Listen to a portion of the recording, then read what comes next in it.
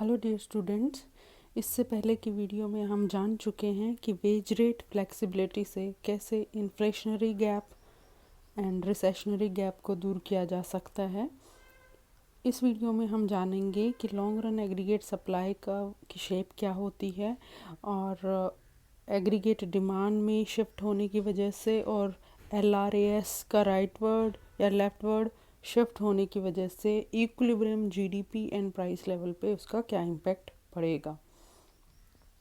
The nature of long run aggregate supply curve, LRAS, इसको हम कैसे लिखेंगे? LR long run aggregate supply curve is derived after having full adjustment of excess labour supply and shortage of labour through wage flexibility. जो LRAS है वो हमें प्राप्त होता है आफ्टर फुल्ली एडजस्टमेंट।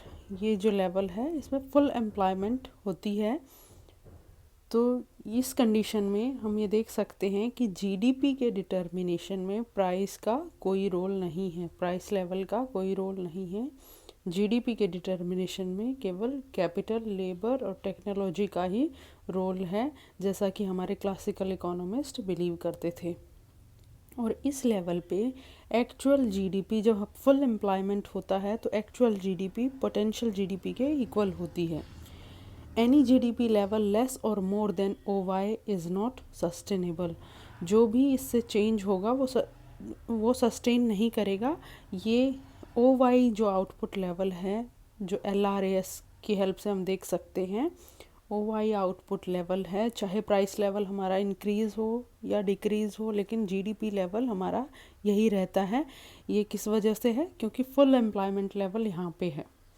तो लॉन्ग रन का एग्रीगेट सप्लाई का हमारा परफेक्टली इनइलास्टिक होता है और वाई एक्सिस के पैरेलल होता है। अब यहाँ पे हम एक और अंतर को समझ लेते हैं कि जो वर्टिकल सेगमेंट होता है SRAS का, वो दिखाता है एग्जिस्टिंग प्रोडक्शन कैपेसिटी की limit, utmost GDP limit of the existing production capacity, whereas LRAS curve shows the full employment level of GDP limit of the economy। ये हम जो माइनर सा डिफरेंस है इसमें SRAS और LRAS में, SRAS का जो वर्टिकल पार्ट है उसमें एग्जिस्टिंग प्रोडक्शन कैपेसिटी की लिमिट का पता चलता है, उसका पूरा यूटिलाइजेशन होता है, जबकि LRAS पे हमारी फुल एम्प्लॉयमेंट की सिचुएशन होती है। Along the LRAS curve, production prices and factor prices are fully adjusted corresponding to the level of full employment in the economy। अब LRAS कर्व पे जो प्रोडक्ट प्राइसेस हैं एंड फैक्टर प्राइसेस हैं वो सभी फुली एडजस्टेड होते हैं। अब हम बात करें, जब हमें LRAS की शेप का पता चल गया कि ये वर्टिकली वाई एक्सिस के पैरेलल होता है, वर्टिकली स्ट्रेट लाइन होती है हमारी, और एग्रीगेट डिमांड कर्व का हमें पता है, तो हम ये निकाल सकते हैं कि जीडीपी लेवल क्या होगा और प्राइस लेवल क्या होगा। अगर गिवन एग्रीगेट डिमांड कर्व है और LRAS है जहाँ पे दोनों मीट करते हैं, वो उस पॉइंट पे हमारा जीडीपी लेवल OY के द्वारा हम यहाँ दर्शा सकते हैं एंड प्राइस लेवल OP है। अब जो भी चेंज अगर एग्रीगेट डिमांड में हो रहा है तो उसका इम्पैक्ट जीडीपी पे नहीं पड़ेगा, वो उसका असर केवल प्राइस पे पड़ेगा। अगर एग्रीगेट डिमांड में ऊपर या नीचे की तरफ शिफ्ट है तो उसका इम्पैक्ट प्राइस पर पड़ेगा ओनली, ना कि जीडीपी पर। जीडीपी डिसाइड होगी long run aggregate supply curve से। In the long run total output is determined by the LRAS curve. Long run में जो टोटल आउटपुट है उसका डिटर्मिनेशन होगा LRAS से, और प्राइस लेवल का डिटर्मिनेशन होगा एग्रीगेट डिमांड कर्व से।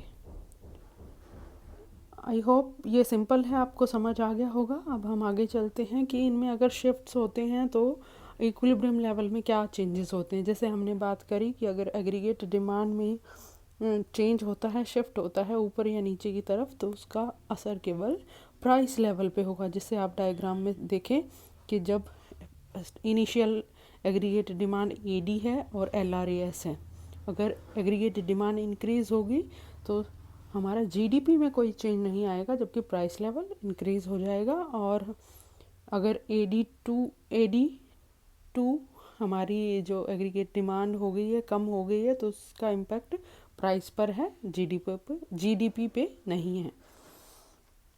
इसका एक और हम लिंक समझ सकते हैं, अगर प्राइसेस इंक्रीज़ होते हैं तो कंजम्पशन में भी रिडक्शन होता है और नेट एक्सपोर्ट्स भी कम होते हैं। हमारा टोटल आउटपुट लॉन्ग रन में अनचेंज्ड तब पॉसिबल है अगर जितना लॉस कंजम्पशन का या नेट एक्सपोर्ट्स का हुआ है प्राइस इंक्रीज़ होने की वजह से, उतना ही गवर्नमेंट एक्सपेंडिचर करके उसको बैलेंस कर दे। अब नेक्स्ट है हमारा, अगर एलआर, ये हमने समझा था कि एग्रीगेटेड डिमांड में शिफ्ट का क्या चेंज होता है इक्विलिब्रियम पोजीशन में। अब हम देखेंगे कि एलआरएस कर्व अगर राइट की तरफ शिफ्ट हो रहा है या लेफ़्ट की तरफ शिफ्ट हो रहा है तो उसका इक्विलिब्रियम जीडीपी पे क्या इम्पैक्ट पड़ रहा है। इनिशियल जो हमारा एलआरएस है और एग्रीगेट डिमांड है, ई पॉइंट हमारा पहला इक्विलिब्रियम पॉइंट है। अगर ये राइट की तरफ शिफ्ट हो जाता है, एलआरएस 1 हो जाता है और ये अब एडी से ई2 पॉइंट पर मीट हो रहा है, तो अब जीडीपी बढ़ गया है और प्राइस लेवल कम हो गया है। जीडीपी बढ़ गया एंड प्राइस लेवल कम हो गया। अगर एलआरएस लेफ़्ट की तरफ शिफ्ट हो जाता है तो हमारा जीडीपी कम हो जाता है और प्राइस इंक्रीज़ हो जाता है। इन्वर्स डायरेक्शन में जीडीपी और प्राइस में चेंज होंगे। तो ये सिंपल हैं, आपको समझ आ गए होंगे। एक और मेन बात यहाँ पे, शॉर्ट रन और लॉन्ग रन में जब हम कंपैरिजन कर रहे हैं तो हम ये बताएंगे कि शॉर्ट रन में रिसेशनरी गैप या इन्फ्लेशनरी गैप पॉसिबल है, हो सकता है। पोटेंशियल जीडीपी और एक्चुअल जीडीपी में अंतर हो सकता है, लेकिन लॉन्ग रन में इन दोनों में अंतर नहीं होता क्योंकि फुल एम्प्लॉयमेंट होती है। हमने स्टार्टिंग में ही देखा कि जब लॉन्ग रन होता है तो फुल एम्प्लॉयमेंट होती है और एक्चुअल जीडीपी पोटेंशियल जीडीपी के इक्वल होती है। अब ये कुछ और डायग्राम्स हैं जिनकी हेल्प से हम जो हमने रिलेशनशिप स्टडी किए हैं उन्हीं को रिवाइज कर सकते हैं। पहला डायग्राम दिखा रहा है कि अगर एग्रीगेट डिमांड में चेंज हो रहा है, इस डायग्राम में क्या अंतर है ये इसको हम नेक्स्ट इसमें देख सकते हैं क्लियरली। अगर यहाँ पे हमने क्या चेंज है कि एलआरएस भी ड्रॉ करा हुआ है, एसआरएस भी ड्रॉ करा हुआ है और एग्रीगेट डिमांड है। जहाँ पे एसआरएस और एलआरएस ई पॉइंट पे दोनों बराबर हैं तो ये इससे हमें ज्ञात होगा कि यहाँ पे एक्चुअल जीडीपी और पोटेंशियल जीडीपी बराबर हैं। इससे लेफ़्ट की तरफ रिसेशनरी गैप है और राइट की तरफ इन्फ्लेशनरी गैप है। अगर हम कहें कि E1 स्टार्टिंग का इक्विलिब्रियम पॉइंट है तो E1 पे हम बता सकते हैं क्योंकि एक्चुअल जीडीपी पोटेंशियल जीडीपी से कम है तो हम कहेंगे कि रिसेशनरी गैप है।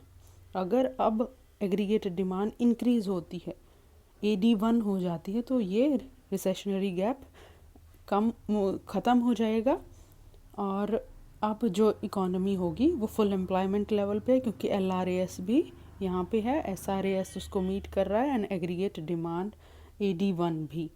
अब उसके बाद भी अगर AD इंक्रीज़ होता है, एग्रीगेट डिमांड इंक्रीज़ हो के AD2 हो जाता है तो उसका रिज़ल्ट क्या होगा। अब हमारी एक्चुअल आउटपुट पोटेंशियल आउटपुट से ज़्यादा हो गई है क्योंकि पोटेंशियल आउटपुट OY है जबकि एक्चुअल आउटपुट OY2 है। इससे इन्फ्लेशनरी गैप बन जाएगा। अब नेक्स्ट पिक्चर में हम देखेंगे कि एसआरएस में शिफ्ट होने से इक्विलिब्रियम पोजीशन में क्या चेंज आता है। GDP, increasing GDP through temporary increase in aggregate supply, जो शॉर्ट रन की एग्रीगेट सप्लाई है।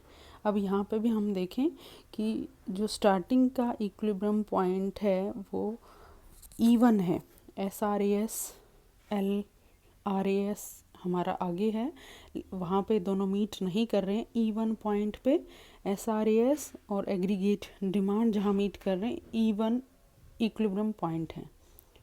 लेकिन यहाँ पे हम बता सकते हैं कि एक्चुअल जीडीपी पोटेंशियल जीडीपी से कम है क्योंकि पोटेंशियल जीडीपी हमारा रिप्रेजेंट होता है एलआरएस से। तो OY से हमारी पोटेंशियल जीडीपी है और OY1 हमारी एक्चुअल जीडीपी है, तो ये क्या है, रिसेशनरी गैप, जिसको मैंने आरजी से दर्शाया है।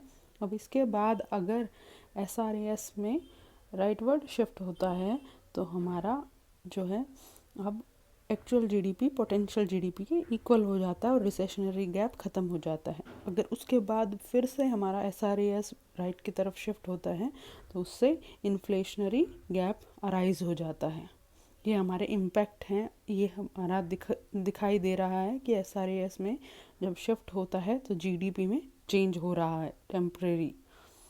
और जो परमानेंट चेंज जो है वो हम एलआरएएस के थ्रू दर्शा सकते हैं, increasing GDP through permanent increase in aggregate supply. जो लॉन्ग रन की सप्लाई है, एग्रीगेट सप्लाई, अगर उसमें चेंज हो रहा है तो जैसा कि हमने देखा था कि अगर एलआरएएस राइट की तरफ शिफ्ट कर रहा है, जीडीपी इंक्रीज हो रही है और प्राइस लेवल कम हो रहा है। और जो जीडीपी में चेंज है वो केवल एलआरएस में शिफ्ट की वजह से ही हो सकता है।